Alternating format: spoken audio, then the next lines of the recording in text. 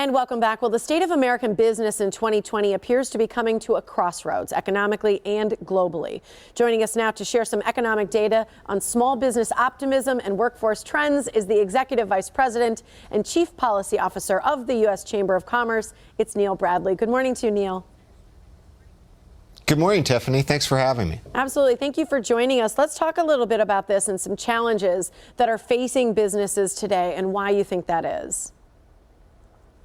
Well, we have some great news, right? First is business optimism. Small businesses are really optimistic. We have record low unemployment, wages rising, but there are also some challenges that create a little bit of uncertainty. One of the biggest ones when we talk to businesses, small, medium, large, doesn't matter the industry, is that they have open jobs that they can't find people to fill.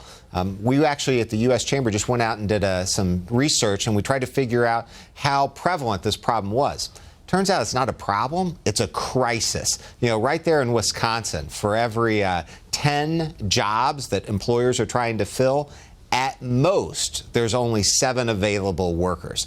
And that assumes they have the right skill sets and they're in the right city where that job is located. So one of the things that we're really working hard on at the U.S. Chamber is figuring out how we address this worker shortage crisis so that we can keep the economy growing.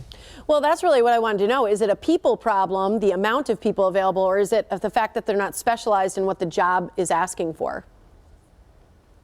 Both, in fact. And, when we first started down this road and talking to our business members, our members at the U.S. Chamber, it really was first a skills problem. And then one of the things that we realized is businesses were stepping up and training individuals for the jobs that they have open is that they still couldn't get workers. And so what the data bears out is that we both have a skills shortage and just an absolute people shortage. We got to get more people off the sidelines into the workforce. We have to do smart things like immigration reform so we can bring people here legally so that they can work legally and contribute to our economy. And if we don't do those kind of things, our economy is not going to grow to its real potential.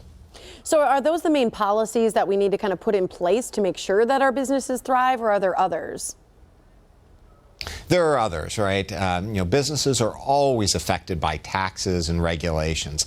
And, on that front, while there's generally good news out of Washington, there's also troubling trends across the states. One of the things that we've noted at the U.S. Chamber is this patchwork of state regulations on things like the Internet.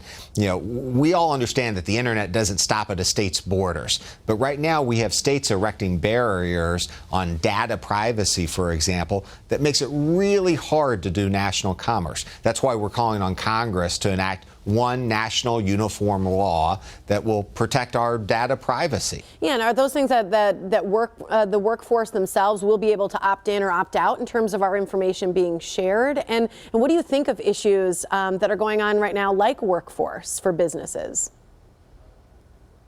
Well, I think it's the biggest challenge, right? And so with workforce, there are two things, the worker shortage that I mentioned, but also what are the rules? What are the rules for workers? What are the benefits?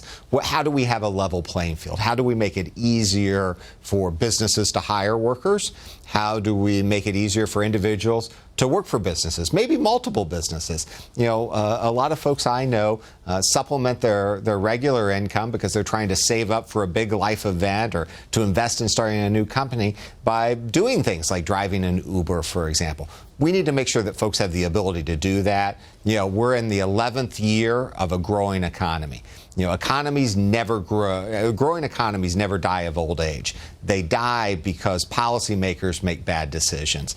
So at the beginning of this decade, what we need as the American people and our elected officials is to make the right policy decisions that make sure that this decade is the roaring 20s that we all want it to be, where we're more prosperous and growing and more innovative. Well, I think the biggest thing is just to educate ourselves and learn more. So thank you so much for joining us, Neil. I'm going to give the website so people can learn more. Thank you, Tiffany. I appreciate you having me on. Absolutely. The website so you can update yourself is uschamber.com.